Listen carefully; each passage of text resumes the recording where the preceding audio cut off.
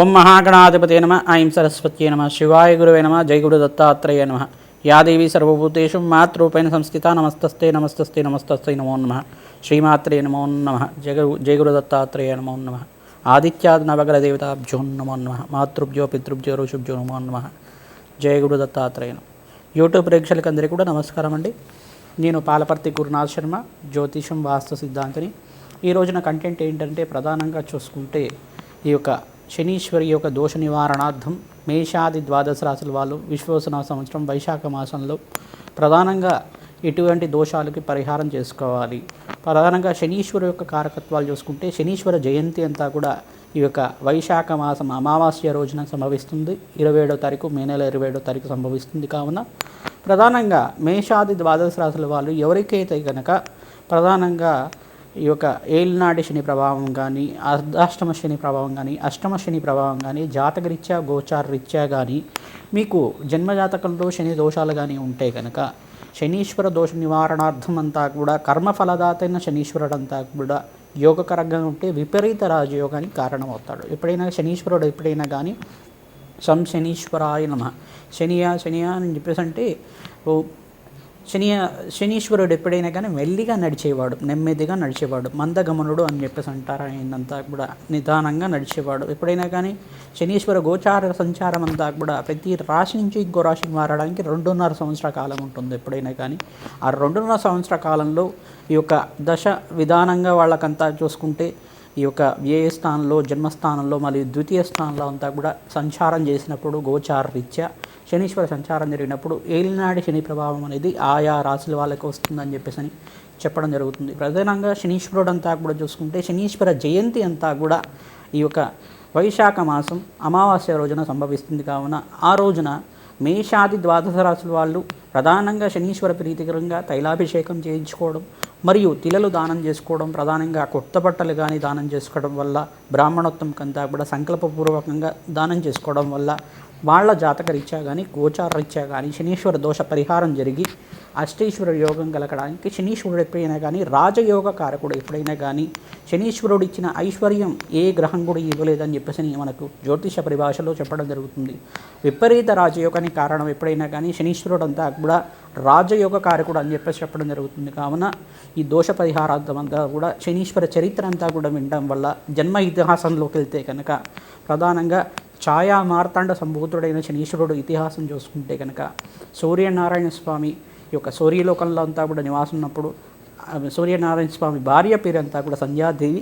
సూర్యనారాయణ స్వామి అంతా కూడా సూర్యలోకంలో ఉన్నప్పుడు సూర్యుడంతా కూడా ప్రచండ తేజంతో ఉన్న మార్తాండు అంటే బాగా వేడిగా ఉండే గ్రహం కావున, బాగా ఉగ్రంగా ఉండే గ్రహం కావున మార్తాండు ఆ యొక్క సంధ్యాదేవి అంతా కూడా సూర్య భగవానుడి యొక్క వేడిని తాపాన్నంతా కూడా భరించలేక తన పుట్టింటికి వెళ్ళిపోతుందట. పుట్టింటి అంటే ఇక్కడ చూసుకుంటే విశ్వకర్మ యొక్క కుమార్తె సంధ్యాదేవి. ఆ సంధ్యాదేవి అంతా కూడా తన పుట్టింటికి వెళ్ళి తండ్రికి అంతా కూడా ఆమె పడే కష్టం అంతా కూడా చెప్పిందట. ఇలా నా భర్తను వదిలేసి వచ్చేసాను, ఇట్లా సూర్య భగవానుడు అంతా కూడా ఆయన వేడిని తాపాన్నంతా కూడా భరించలేకున్నాడు, ద్వాదశాదిత్య రూపంలో వేడిగా ఉంటున్నాడు, ఆ వడిని అంతా కూడా నేను భరించలేకున్నాను అని చెప్పేసి చెప్పిందట. చెప్పిన తర్వాత ఇలా భర్తకి చెప్పకుండా రావడం అనేది అధర్మం అని చెప్పేసి చెప్పడం వల్ల అక్కడ భర్త దగ్గర నుంచి వచ్చేటప్పుడే నేనంతా కూడా ఒక ఉపాయం చేశాను. ఆ సూర్యలోకంలో అంతా కూడా నా యొక్క ఛాయ ఒక నీడనంతా కూడా ప్రాణప్రతిష్ఠ చేసి దానికంతా కూడా ఒక రూపంలాగా చేసి నా ప్రతిరూపంలాగా ఒక ఛాయాదేవినంతా కూడా నా యొక్క నీడనంతా కూడా ఛాయాదేవి రూపంలో అక్కడ ఒక స్త్రీ రూపంగా అక్కడ ఉంచేసి నేను వచ్చాను. ఎటువంటి మాట అనేది రాదు నాకంతా కూడా, ఇటువంటి ఉపాయం చేశాను నేను అని చెప్పేసి తన తండ్రి అయిన విశ్వకర్మకంతా కూడా చెప్తుంది సంధ్యాదేవి అంతా కూడా. ఇది చెప్పిన తర్వాత ఈ సూర్య భగవానుడు అంతా కూడా అక్కడ నుంచి సంధ్యాదేవి అని భావించేసి ఆ ఛాయాదేవిని అంతా కూడా భార్యగా భావించేసి ప్రేమగా చూసుకోవడం జరుగుతుంది. ఆ ఛాయాదేవికి మరియు సూర్య భగవానుడికి ఇద్దరికీ కలిగిన కుమారుడే ఈ యొక్క శనీశ్వరుడు. తద్వారా ఇక్కడ సూర్య భగవానుడికి ఈ యొక్క యముడు మరియు యమి అని చెప్పేసి అని సంధ్యాదేవికి కలగడం జరిగింది. ఇటువంటి సూర్య భగవానుడి ఇతిహాసం అంతా వినడం వల్ల శనీశ్వరుడి ఒక జన్మ ఇతిహాసం వినడం వల్ల సకల గ్రహదోష నివారణ జరుగుతుంది, సర్వత్రా జయం కలుగుతుందని చెప్పేసి అని. మరియు ఇక్కడ విశ్వకర్మ సంధ్యాదేవి యొక్క తండ్రి విశ్వకర్మ అంతా కూడా సంధ్యాదేవి అంతా కూడా కోపంతో వచ్చావు, నువ్వంతా కూడా భర్తకు చెప్పకుండా వచ్చావు అని చెప్పేసి అనడం వల్ల ఇక్కడ శాపం పెట్టడం, నువ్వంతా కూడా భూలోకంలో ఈ యొక్క అశ్వరూపంలో అంతా కూడా విహరిస్తూ ఉంటావు అని చెప్పేసి శాపం పెట్టడం. ఈ యొక్క ద్రివిదేవ దృష్టితోటి ఈ యొక్క సంధ్యాదేవిని అంతా కూడా నువ్వు సంధ్యాదేవి వెతుక్కోవడానికి సూర్యభగవానుడు అంతా కూడా ముల్లోకాలు తిరుగుతున్న సమయంలో దివ్య దృష్టితోటి చూస్తాడనమాట. ఇక్కడ ఉండేది సంధ్యాదేవి కాదు, ఛాయగా భావించి ఆ విషయమంతా కూడా తెలుసుకున్న తర్వాత, ఈ విషయమంతా కూడా తెలుసుకొని అక్కడ విశ్వకర్మ అంతా కూడా చెప్పిన తర్వాత, విరాట్ విశ్వకర్మ అంతా కూడా దేవతల యొక్క శిల్పి అనమాట. అటువంటి శిల్పి అంతా కూడా చెప్పిన తర్వాత దివ్య దృష్టితో తెలిసిన విషయమంతా కూడా తెలుసుకొని తన తాపాన్ని తగ్గించుకోవడానికి ఉపాయం చెప్పమని చెప్పేసి విశ్వకర్మని అడిగిన తర్వాత ఆయన వేడిలో శక్తిలో ఉండే 10వ వంతు కానీ తీసుకొని దేవతల యొక్క అస్త్రాలకంతా కూడా దారపోయడం వల్ల కొంచెం శక్తి తగ్గుతుంది, మళ్ళీ పెరుగుతూ ఉంటుంది.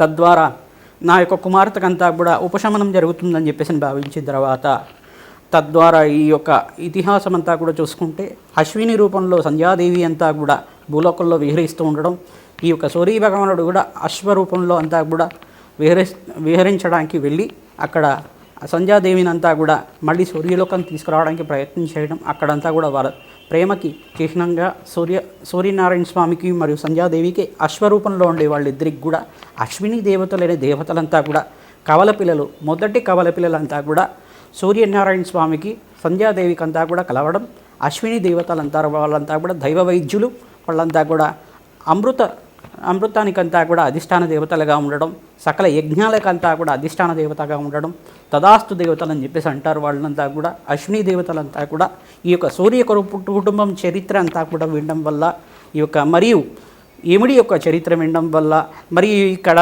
శనీశ్వరుడు జయంతి రోజున శనీశ్వరుడు యొక్క జన్మ ఇతిహాసం అంతా కూడా తెలియడం వల్ల వాళ్ళకంతా కూడా మంచి జరుగుతుంది. శనీశ్వరుడు జనించగానే నేనంతా కూడా ఈ యొక్క కర్మఫలదాతగా నియమించడం, పరమేశ్వరుడు అంతా కూడా ఒక శక్తి అనేది వాళ్ళకి ఈ యొక్క గ్రహమండలంలో ప్రధానమైన గ్రహంగా ఒక ఉచితమైన స్థానాన్ని ఇవ్వడం, మరియు తన తండ్రితోటి కోపంతో ఉండడం వల్ల తన తండ్రి మీదే తన శక్తి అంతా కూడా ప్రయోగించడం, శనీశ్వరుడు అంతా కూడా ప్రయోగించడం వల్ల ఇది తప్పని చెప్పేసి వారించిన పరమేశ్వరుడు అంతా కూడా సామరస్యంగా మాట్లాడడం, మరియు శనీశ్వరుడు అంతా కూడా ప్రధానంగా చూసుకుంటే కర్మఫలదాత. ఎవరు ఏ కర్మ చేస్తే వాళ్ళకి ఆ కర్మని ఇచ్చే దేవుడిగా కర్మఫలదాతగా ఉండడం, నిర్దిష్టమైన సమయంలో వాళ్ళకంతా కూడా శని మహర్దశ వచ్చినప్పుడు కానీ, శని అంతర్దశ వచ్చినప్పుడు కానీ ఎటువంటి కర్మనికి వాళ్ళకు అనుభవించాలో వాళ్ళకంతా కూడా ముందుగానే కర్మ శేషాన్నంతా కూడా ఇవ్వడం, పూర్వజన్మ కృతం పాపం వ్యాధి రూపేణ పీడిత అని చెప్పేసి అంటుంది వేదం అంతా కూడా. పాపకర్మనంతా కూడా అనుభవించాలంటే వ్యాధి రూపంలో కానీ దుఃఖ రూపంలో కానీ పోవాలని చెప్పేసి అటువంటి కర్మలంతా కూడా ఇచ్చే దాతగా, అఖండమైన ఐశ్వర్యాన్ని ఇచ్చే దాతగా, రోగపీడ నుంచి బయటపడడానికి శనీశ్వర ఆరాధన చేసుకున్న వాళ్ళకి ప్రశాంతమైన గ్రహంగా, నెమ్మదంగా నడిచే గ్రహంగా, ప్రధానంగా మందగమనుడు అంటారు ఆయనంతా కూడా నెమ్మదంగా నడిచే గ్రహంగా ఉంటుందన్నమాట. ఇటువంటి శనీశ్వరుడు అంతా కూడా తత్వాన్ని తెలుసుకుంటే ఎవరూ భయపడ్డారు. అసలు శనీశ్వరుడు అని చెప్పేసి అందరూ కూడా భయపడుతూ ఉంటారు. అసలు శనీశ్వరుడు అంటే అసలు భయపడడానికే లేదు. ప్రధానంగా చూసుకుంటే సాక్షాత్ పరమేశ్వరుడే తన ప్రభావం అంతా కూడా చూపించారు. చెట్టు త్వరలో దాక్కున్నాడు పరమేశ్వరుడు అంతా కూడా. ఆ శనీశ్వరుడునంతా కూడా ఈ యొక్క దోష నివారణార్థం, ఎవరి జాతకంలో కనుక శనీశ్వరుడు దోషంగా ఉంటే కనుక వాళ్ళ జాతకంలో దోష నివారణార్థం అంతా కూడా ఈ చరిత్ర వినడం వల్లనే శని మాత్రం చేతని వాళ్ళకంతా కూడా ఇతిహాసం, జన్మ ఇతిహాసం, శనీశ్వరుడు యొక్క జన్మ ఇతిహాసం అంతా కూడా వినడం వల్ల సకల గ్రహ దోష నివారణ జరుగుతుంది. ఏళ్ళనాటి శని ప్రభావం కానీ, అర్ధాష్టమ శని ప్రభావం కానీ, అష్టమ శని ప్రభావం కానీ పటాపచలైపోతుంది. అఖండమైన రాజయోగం, విపరీత రాజయోగం అంతా కూడా మేషాది ద్వాదశ రాశుల వాళ్ళకి ప్రధానంగా ఈ యొక్క వైశాఖ మాసం అమావాస్య రోజున ఎవరైతే కనుక శనీశ్వర దేవాలయంలో, నవగ్రహ దేవాలయంలో శనీశ్వర ప్రీతికరంగా తైలాభిషేకము మరియు ఈ యొక్క తిలదానాలు చేసుకున్న వాళ్ళకి, విపరీత రాజయోగము, శివాభిషేకం చేసుకున్న వాళ్ళకి, తిలలతో అభిషేకం చేయించిన వాళ్ళకి, తిలలతోటి పరమేశ్వరుడికంతా కూడా అభిషేకం చేయించుకున్న వాళ్ళకి సకల గ్రహదోష నివారణ జరగడానికి ఆస్కారం ఉంటుంది. ప్రధానంగా మీరంతా కూడా హనుమత్ ఆరాధన చేసుకున్న వాళ్ళకి కానీ, లక్ష్మీ నరసింహస్వామి ఆరాధన చేసుకున్న వాళ్ళకి కానీ ప్రధానంగా ఎటువంటి శనిగ్రహ పీడ అనేది ఉండదన్నమాట. వాళ్ళంతా ప్రధానంగా ఏం చేయాలంటే, శనిగ్రహం దోషకారకంగా ఉంది, మేమంతా కూడా పాపభయిష్టంగా మా పాపకర్మంగా అంతా కూడా నివారణ చేసుకునే ప్రయత్నం చేసుకుంటాం. కష్టాల్లో ఉన్నాం, ఆర్థిక ఇబ్బందులు ఉన్నాం, అకాల కష్టాలంతా కూడా అనుభవిస్తున్న వాళ్ళు ప్రధానంగా వీరు చేయాల్సిన దేవతారాధన చేయాలి. ప్రధానంగా దేవుడిని ఎంతగా నమ్మితే అంత తొందరగా శనిగ్రహ దోష నివారణ జరుగుతుంది. శనీశ్వరుడు తైలాభిషేకం చేయించుకోవడం, జప హోమాది కార్యక్రమాలు ఆచరించుకోవడం వల్ల శీఘ్రంగా మీకు కష్టాలంతా కూడా తొలగి శనిగ్రహ పీడ అంతా కూడా పోయి, ప్రధానంగా శనిగ్రహ దోషం అంతా కూడా పోయి అఖండమైన శుభప్రదమైన గ్రహంగా మారుతుంది. శనీశ్వరుడు అంతా కూడా రాజయోగ కారకుడు, విపరీత రాజయోగ కారకుడు. ఈ యొక్క శనీశ్వర గ్రహం అంతా కూడా అనుగ్రహిస్తే దేశానికంతా కూడా ప్రధానమంత్రి అయ్యారట. శనీశ్వర గ్రహాన్ని అనుగ్రహిస్తే కనుక రాజయోగ కారకుడు, విపరీత రాజయోగ కారకుడు. ప్రధానంగా చూసుకుంటే ఇటువంటి దశల్లో అంతా కూడా శని మహర్దశలు రాజయోగ కారకుడు, రాజ్యానికి ఆధిపత్యం ఇస్తాడు, రాజయోగాన్ని ఇస్తూ ఉంటాడు. అంతర్దశలో కనుక శని యోగకరంగా ఉంటే అఖండమైన ఐశ్వర్యం వస్తారు, వ్యాపారం అభివృద్ధి అవుతుంది. శనీశ్వర దోషం అంతా కూడా ప్రధానంగా ఏలినాటి శనిలో వివాహాది శుభకార్యాలు జరిగిన వాళ్ళు చాలామంది ఉంటారు. ప్రధానంగా ఇటువంటి ప్రభావం అంతా కూడా వాళ్ళకి కర్మఫలదాత ఎటువంటి కర్మాన్ని ఇవ్వాలో ఆ కర్మాన్ని ముందుగానే వాళ్ళకంతా కూడా ఇవ్వడం, ఇక్కడే పాపకర్మనంతా కూడా అనుభవించేగా చేయడం, భ్రాంతిగా కర్మశేషం అంతా కూడా స్వల్పంగా అయ్యే విధంగా అనుగ్రహించడం. దేవతలు వాళ్ళంతా కూడా దేవతలు ధ్యానిస్తే కొలుస్తే కనుక అఖండమైన వరాలు ఇచ్చే దేవతలు కావున ఎటువంటి భయపడాల్సిన అవసరం లేదు. ప్రధానంగా శనీశ్వర దోష నివారణార్థం మీరు చేయాల్సింది ఏంటంటే శనీశ్వర స్తోత్రాన్ని చేసుకోవడం. ప్రధానంగా శనీశ్వర ప్రీతికరంగా పిప్పలాద ఋషి యొక్క చరిత్రని వినడం, పిప్పలాద ఋషి కృత శనీశ్వర స్తోత్రాన్ని వినడం కానీ, శనీశ్వర కవచాన్ని వినడం కానీ, చదవడం కానీ చేయండి. శీఘ్రంగా మీ జాతకంలో ఎటువంటి గ్రహదోషాలున్నా కానీ పోవడానికి ఆస్కారం ఉంటుంది. రాజయోగ కారకుడైన శనీశ్వర చరిత్ర అంతా కూడా వినడం వల్ల మీకు మంచి జరుగుతుంది. కావున శనీశ్వర జయంతి రోజున మీరు చేసుకోవాల్సిన పరిహారం అంతా కూడా చెప్పడం జరుగుతుంది. మేషాది ద్వాదశ రాశుల వాళ్ళు ఎటువంటి పరిహారం చేసుకోవాలి, ఈ శనీశ్వర జయంతి రోజున మీరంతా కూడా మంచి ఫలితాలు పొందాలని చెప్పేసి భావిస్తూ ఆశీర్వాదం చేస్తున్నాం. మేషాది ద్వాదశ రాశుల వాళ్ళకి ఎటువంటి ఫలితాలు వస్తాయో తెలుసుకుందాం. ధనుసు రాశి వాళ్ళు ప్రధానంగా ఈ యొక్క విశ్వవసన సంవత్సరం వైశాఖ మాసం ఈ యొక్క మే నెల మాసంలో 27వ తారీఖు రోజున అమావాస్య సంభవించింది. వైశాఖ మాసం అమావాస్య రోజున శనీశ్వర జయంతి అనే విశేషమైన పూజ అంతా కూడా చేసుకుంటూ ఉంటారు. ప్రధానంగా శనీశ్వర జయంతి అనేది పర్వదినం. ఆ రోజున అంతా కూడా ప్రధానంగా శనీశ్వర ప్రీతికరంగా తిలహోమం ఆచరించడం, ఆరోగ్య ప్రదాతకైన ఆనందమైన జీవితం జీవించడానికి ఆస్కారం ఉంటుంది. దీర్ఘకాలిక రోగబాధలు పడే వాళ్ళు కూడా ఇటువంటి హోమాది కార్యక్రమాలు చేసుకోవడం వల్ల అనారోగ్య ఇబ్బందుల నుంచి బయటపడి సంపూర్ణ శరీర ఆరోగ్యము, మనశ్శాంతి లభించడానికి ఆస్కారం ఉంటుంది. జన్మాంతరమైన దుఃఖం నుంచి పరిహారం చేయడానికి ఆస్కారం ఉంటుంది. శనీశ్వరుడు కర్మఫలదాత అయిన శనీశ్వర అనుగ్రహం కోసం ప్రతినిత్యం కూడా ఎవరైతే కనుక శనివారం రోజున కానీ ఈ యొక్క శనీశ్వర జయంతి రోజున కానీ తిలలు దానం చేసుకోవడం వల్ల బ్రాహ్మణత్వంకి సంకల్పపూర్వకంగా దక్షిణ సహితంగా ఇవ్వడం వల్ల మీ కర్మశేషం అంతా కూడా పోయి అఖండ రాజయోగంతో మంచి ఆరోగ్యమైన జీవితం, ఆనందమైన జీవితం జీవించడానికి ఆస్కారం ఉంటుంది. ధనుస్సు రాశి వాళ్ళు ప్రధానంగా మీరంతా కూడా ఈ యొక్క చతుర్థ శని అంటే అర్ధాష్టమ శని అంతా కూడా దోషకారకంగా ఉంది. కావున మీకంతా కూడా అర్ధాష్టమ శనిలో శనీశ్వరుడు అంతా కూడా మీనరాశిలో శుక్రుడితో పాటు కలిసి ఉన్నాడు. కావున ఈ కలయికతోటి మీకంతా కూడా మిశ్రమైన ఫలితాలు రావడానికి ఆస్కారం ఉంటుంది. సప్తమ స్థానం బృహస్పతి యోగం అంతా కూడా విపరీత రాజ్యయోగానికి కారణమవుతుంది. కావున ఆంజనేయ స్వామి దేవాలయంలో మీరంతా కూడా తమలపాకు పూజ చేయించుకోవాలి. శనీశ్వర ప్రీతికరంగా తిలహోమము యొక్క ప్రతినిత్యం కూడా జప హోమాది కార్యక్రమాలు చేసుకోవడం వల్ల శనీశ్వర ప్రీతికరంగా జపం చేయించడం వల్ల రాజయోగం కలిసి వస్తుంది. జన్మతః ఉండే సర్వగ్రహ దోషాలు, సకల దుఃఖాల నుంచి బయటపడడానికి మార్గంగా ఉంటుంది. మేము చేసే నవగ్రహ శాంతి హోమము, కాలభైరవ హోమము, వారాహి హోమాల్లో పాల్గొనండి.